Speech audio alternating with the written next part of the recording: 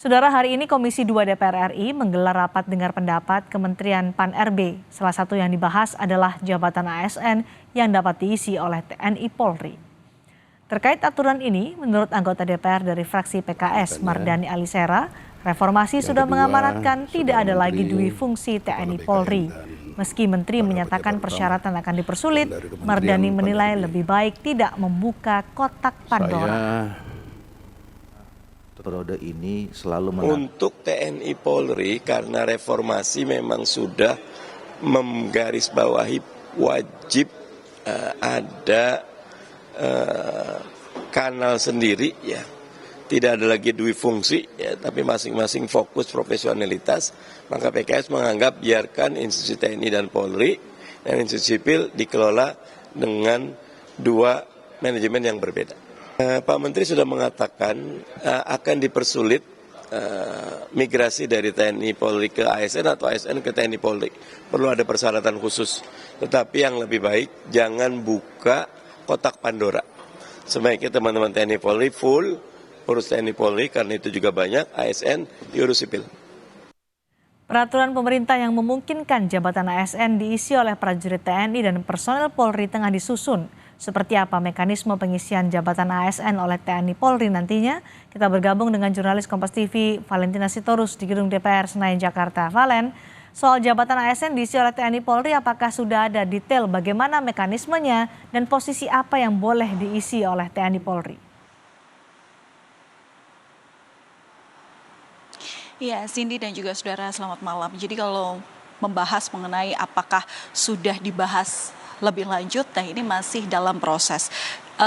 Untuk rapat dengar pendapat yang tadi dilakukan oleh jajaran Komisi 2 DPR RI bersama dengan Kementerian Pan-RB itu saat ini masih dalam progres pembahasan, di mana nanti dalam target penetapan dari RPP ASN ini nanti akan ditetapkan selambat-lambatnya pada tanggal 30 April 2024. Kemudian tadi hal terkait dengan pertanyaan sudah adakah posisi-posisi mana saja yang diperbolehkan untuk ditempati TNI Polri dalam lingkup ASN begitu. Ini tadi juga saya tanyakan kepada Menpan RB sendiri, memang tidak dijabarkan secara rinci, tapi disebutkan bahwa aturan-aturan ini sudah dijabarkan secara jelas di Undang-Undang TNI. Dan kalau misalnya saya mencari tahu lebih lanjut dari Undang-Undang Nomor 34 Tahun 2004, tepatnya di pasal 47 ayat 2 ini memang disebutkan bahwa prajurit aktif dapat menduduki jabatan pada kantor yang membidangi koordinator bidang politik dan keamanan negara,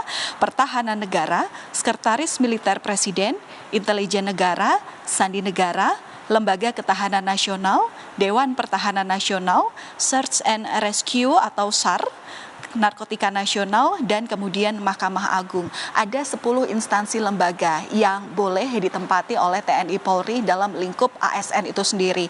Dan ayat selanjutnya ini menyebutkan bahwa prajurit yang menduduki jabatan sebagaimana yang dimaksud pada ayat sebelumnya didasarkan atas permintaan pimpinan departemen dan lembaga pemerintah non-departemen serta tunduk pada ketentuan administrasi yang berlaku dalam lingkungan departemen dan lembaga pemerintah non-departemen yang dimaksud. Dan tadi secara mekanisme sebenarnya yang diinfokan oleh Menpan RB ini sendiri bahwa memang jika salah satu nantinya lembaga ASN ini membutuhkan salah satu atau pekerjaan tambahan perlu bantuan dari TNI Polri, ini memang kemudian ada seleksi tersendiri yang mana memang seleksi ini bisa dikatakan dilakukan secara ketat. Dan kemudian yang menjadi pertanyaan adalah selanjutnya pengawasan dan transparansinya seperti apa.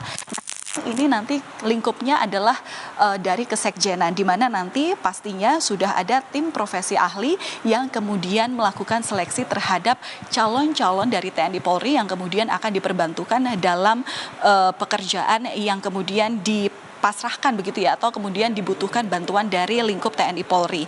Dan kalau misalnya melihat daripada aturan terkait dengan respirokal ASN dan TNI Polri, di sini juga disebutkan, Cindy dan juga saudara, bahwa memang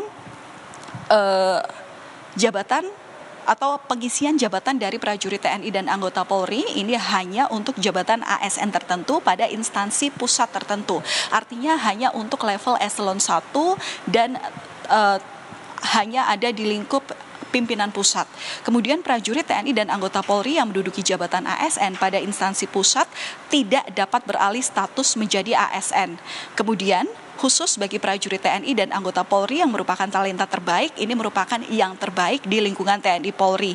Dan ada juga poin yang merinci bahwa mereka yang nantinya akan diperbantukan dalam lingkup ASN adalah harus memenuhi kualifikasi pendidikan, kompetensi, kepangkatan, pendidikan, pelatihan, rekam jejak, pengalaman jabatan yang relevan, kesehatan, integritas, dan persyaratan jabatan yang sesuai dengan jabatan yang diperlukan. Sementara begitu, Cindy, hingga saat ini prosesnya masih dalam progres pembahasan, sekali lagi di mana nanti ada proses lanjutan di mana harmonisasi, kemudian juga pengajuan hasil harmonisasi ke Presiden dan kemudian nanti akhirnya ditetapkan selambat-lambatnya pada tanggal 30 April 2024. Valentina Sitorus melaporkan langsung dari Gedung DPR RI Senayan, Jakarta.